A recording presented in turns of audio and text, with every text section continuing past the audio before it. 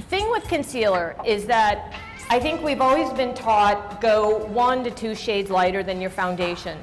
Not necessarily. I feel that if you go too light with your concealer, it actually causes more attention to that area.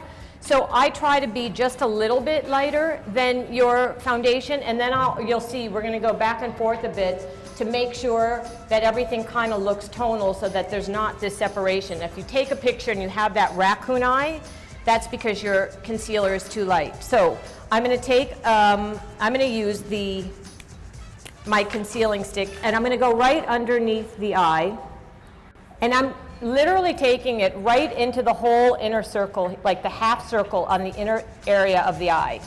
Because that's where you tend to be the darkest, is kind of right on either side of the nose and into the inner circle. That's one of the things that I've noticed as I've gotten older, is the need for concealing, but yet not to over conceal. It almost is a little sexier, I think, if you leave a little bit of darkness underneath the eye without making it look like you've done too much. You can either use your finger to dab and pat. It's always a patting motion, and I tend to use like a ring finger and dab and pat. And you can take, which is another great brush, is the synthetic crease brush, but it can also, anything that's usually a synthetic brush is great for cream products too. So you can either use the synthetic crease, or you also have a concealer brush, depending on which one you like to use. So you can take either of those brushes, and it also can really get in there. I'm going to go right onto the concealer. Now, if you see and you sense that it's feeling like it is a little bit light for you, once you lighten it up, we're going to go back over that area with just a little bit of foundation to tone it all. The other thing that's really great place to use a little bit of concealer is on the outer edge, the outer corners of the eyes. We always have that little redness on the very outer corner of the eyes. Another place that's really benefits from some concealer. Once I've got that concealer on, and I'm putting quite a bit on, you know, it's funny, the more, for real life, for Dave, for running around, you can cheat it. Where you might want to go a little heavier at times is if you were ever being photographed or you're doing something a little more special, you might want to go a little bit heavier. But for an everyday real life thing, I would suggest staying pretty sheer and light on your concealer.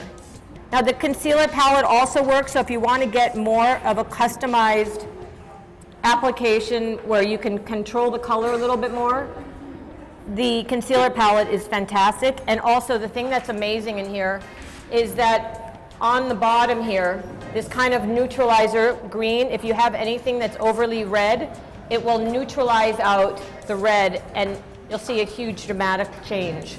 And again, you know, as a makeup artist and as somebody who, you know, sells a lot of brushes, I still love playing with my fingertips to just really get in there and feel the product and be blotting and blending it all out. And making sure that you're nice and thin underneath, and then just keep breaking it down a little bit. So now we're concealed, and all the tonal values are where you want them to be. Everybody with me, and everyone feel like you've got your tone where you want it and that you're covered enough. If you don't want to use foundation, by the way, you don't have to use foundation. You can use it as an as needed, where's needed basis. I'm not one that like you have to use anything. So if you're one that say, I don't want to use any of, you know, I just want to go under my eyes or I just want to do this, that's totally fine. This is just another opportunity to learn things if you choose to want to use your foundation. So the next thing we're going to do is we are going to take a little bit of the brightening powder. And the brightening powder is your silver, and you're going to take it, you're going to open it up. There's a little seal in there, so you're going to open that all up. Now there might be, some of these are not, you have to actually, it's a little, there's an open and close on this so that it can protect. So you're going to open it a little bit, And you're going to take, I'm going to take this very small multi-purpose powder brush. So make sure that there's no creasing before you apply the brightening powder.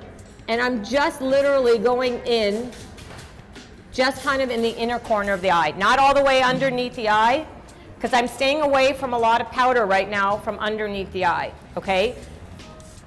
Don't put any powder yet under the eye at all, just more in the inner corner to give a little bit of brightness in that inner corner of the eye. The key with the brushes is take a brush for the size of the area in which you're working in. And because I'm working in a more controlled area, which is kind of in the inner corner of the eye, I chose the small powder brush because it's just an easy size to get inside. So if you want any of these brushes that are smaller that can get into a more specific spot is what you want to take.